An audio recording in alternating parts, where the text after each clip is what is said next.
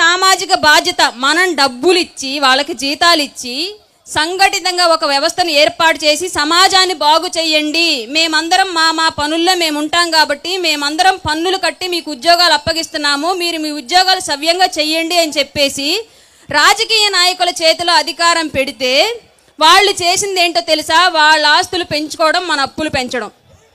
మరి ఎంతోమంది వాళ్ళ ఉద్యోగాన్ని వాళ్ళు సవ్యంగా నెరవేరుస్తూ ఉంటే రాజకీయ నాయకులకు మాత్రమే ఎందుకు మనం విగ్రహాలు పెడుతున్నాం? వాళ్ళు ఉద్యోగులే కదా, మనందరం వాళ్ళకు ఒక అవకాశం, ఉద్యోగాన్ని అప్పచెప్పి వాళ్ళ కుటుంబాలను బాగు చేసడానికి మనం ఒక అవకాశం కల్పించాం. కానీ వాళ్ళు ఏదో వాళ్ళ సొంత డబ్బులతో చేసినట్లుగా ఎందుకు వాళ్ళకి విగ్రహాలు పెట్టి మన వీధుల్లో వాళ్ళ మొహాలను రోజు మనకు రుద్దుతున్నారు? వాళ్ళు ఏమైనా పరమాత్ముల పైనుంచి దిగొచ్చారా? లేదా వాళ్ళ ఆస్తులు ఏమైనా మనకు పెట్టారా?